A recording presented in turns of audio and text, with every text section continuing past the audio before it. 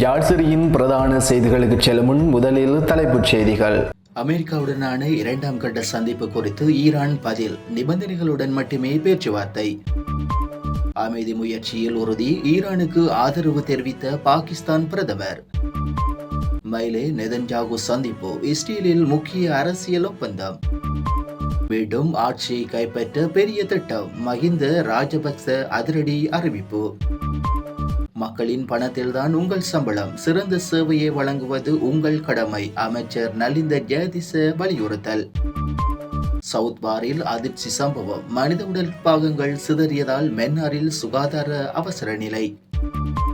செய்திகளோடு இணைந்து கொள்ளும் நான் அந்தோணி பிள்ளை கிரேசியன். முன்னாள் ஜனாதிபதி மஹிந்த ராஜபக்ச மீண்டும் ஆட்சியை கைப்பற்றும் நோக்கில் பெரிய திட்டம் தயாராக இருப்பதாக தெரிவித்துள்ளார். தமிழ் புத்தாண்டை முன்னிட்டு செய்தியாளர்கள் எழுப்பிய கேள்விகளுக்கு பதிலளிக்கும் போது அவர் இவ்வாறு தெரிவித்தார். நாங்கள் மீண்டும் ஆட்சியை பெற ஒரு பெரிய திட்டம் வைத்திருக்கின்றோம். கண்டிப்பாக மாற்றம் பெறும் என்று அவர் உறுதியாக கூறினார். அவர் மேலும் ஸ்ரீலங்கா பொதுஜன பெரமுன இந்த மாற்றத்திற்காக முழுமையாக தயார் நிலையில் உள்ளதாகவும் குறிப்பிட்டார். கட்சியின் அடுத்த கட்ட அரசியல் நடவடிக்கைகள் குறித்து விரைவில் அறிவிக்கப்படும் எனவும் எதிர்பார்ப்பு உருவாகியுள்ளது. இதேவேளை இந்த ஆண்டிற்கான மே தின கூட்டத்தை SLPP நடத்தாது என்றும் மஹிந்த ராஜபக்ச அறிவித்தார். இன்டர்நேஷனல் ஒர்க்ஸ் டே தினம் இந்த ஆண்டு வெசாக் திருவிழாவுடன் ஒரே நாளில் வருவதால் பொதுக்கூட்டங்களுக்கு பதிலாக மத வழிபாடுகளை மூலம் நாளை அனுசரிக்க தீர்மானித்துள்ளதாக அவர் தெரிவித்தார். இந்த அறிவிப்பு நாட்டின் அரசியல் சூழலில் புதிய பரபரப்பை ஏற்படுத்தியுள்ளது.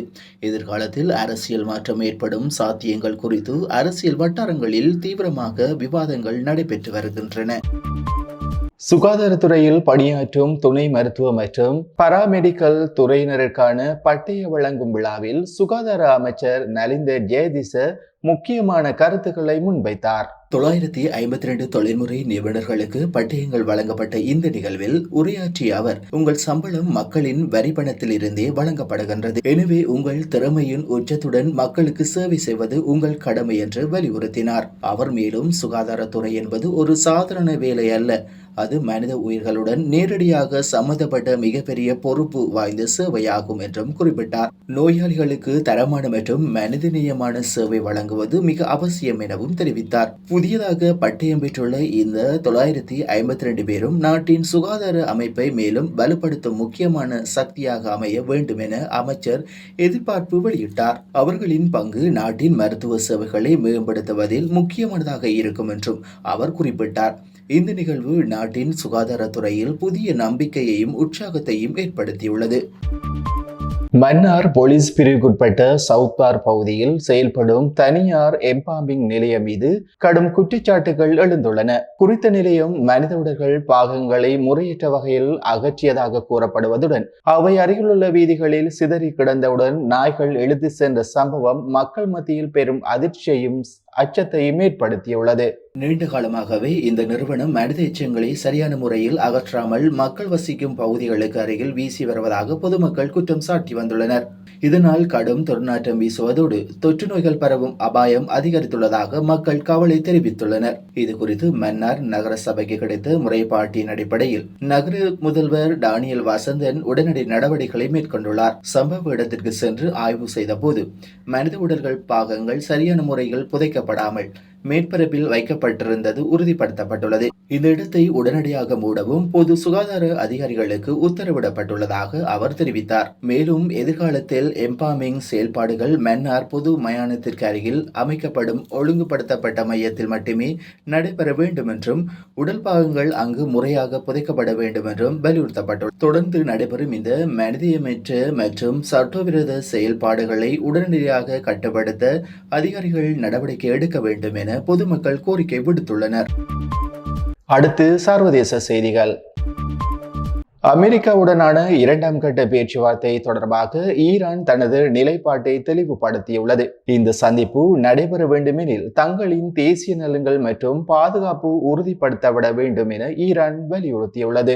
யுஎஸ்உடன் நடைபெற உள்ள இந்த இரண்டாம் சுற்று கலந்துரையாடல் குறித்து வெளியுறவு தரவுகள் தெரிவித்ததாவது, முதல் கட்ட பேச்சுவார்த்தையின் பின்னர் சில முக்கிய பிரச்சனைகள் இனம் தீர்க்கப்படாமல் உள்ளன. குறிப்பாக பொருளாதார தடைகள், அணுசக்தி திட்டம் மற்றும் பிராந்திய பாதுகாப்பு உள்ளிட்ட விடயங்களில் தெளிவான முன்னேற்றம் தேவைப்படுவதாக ஈரான் கூறியுள்ளது.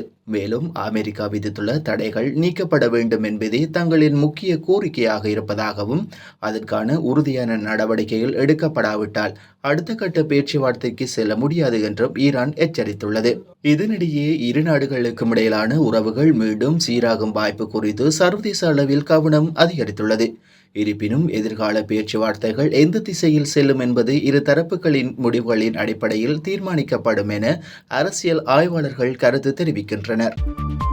பிராந்தியத்தில் அதிகரித்து வரும் பதட்ட நிலைக்கு மத்தியில் பாகிஸ்தான் பிரதமர் ஷெஹ்பாஸ் ஷெரீப் ஈரானுடன் நடைபெற்ற அண்மைய தொடர்புகளில் முக்கியமான கருத்துக்களை வெளிப்படுத்தியுள்ளார். உலகளாவிய அரசியல் சூழல் மேலும் தீவிரமடையும் நிலையில் அமைதியை முன்னெடுப்பதில் தங்களது நாடு உறுதியாக இருப்பதாக அவர் வலியுறுத்தியுள்ளார். ஈரானிய தலைமைத்துவத்துடன் நடைபெற்ற உரையாடலின் போது பிராந்தியத்தில் நிலவும் பதட்டத்தை குறைக்கும் வகையில் அனைத்து தரப்பினரும் பொறுப்புடன் செயல்பட வேண்டும் என அவர் குறிப்பிட்டார். குறிப்பாக நடுநிலையான பேச்சுவார்த்தைகள் மற்றும் தூதரக முயற்சிகள் மூலம் பிரச்சினைகளுக்கு தீர்வு காண வேண்டிய அவசியத்தை வலியுறுத்தியுள்ளார். பாகிஸ்தான் அண்டை நாடுகளுடன் நல்லுறவை பேணும் கொள்கையில் தொடர்ந்து செயல்பட்டு வருவதாகவும் மத்திய கிழக்கு பிராந்தியத்தில் அமைதி நிலைநிறுத்தப்பட வேண்டும் என்பதே தங்களது முக்கிய நோக்கம் எனவும் அவர் தெரிவித்தார். மேலும் எந்தவிதமான இராணுவ மோதல்களும் பிராந்தியத்தின் பொருளாதாரம் மற்றும் மக்கள் வாழ்வில் கடுமையான பாதிப்புகளை ஏற்படுத்தும் என்பதால் அவற்றை தவிர்க்க வேண்டும் என்றும் அவர் எச்சரித்தார். இந்த நிலையில் ஈரான் மற்றும் பிற தொடர்புடைய நாடுகளும் அமைதியான அணுகுமுறையை கடைபிடிக்க வேண்டும் என பாகிஸ்தான் வலியுறுத்தியுள்ளது. சர்வதேச அளவில் அதிகரித்து வரும் பதட்ட சூழலில் பாகிஸ்தானின் இந்த நிலைப்பாடு அமைதிக்கான ஒரு முக்கியமான தூதரக முயற்சியாக பார்க்கப்படுகின்றது.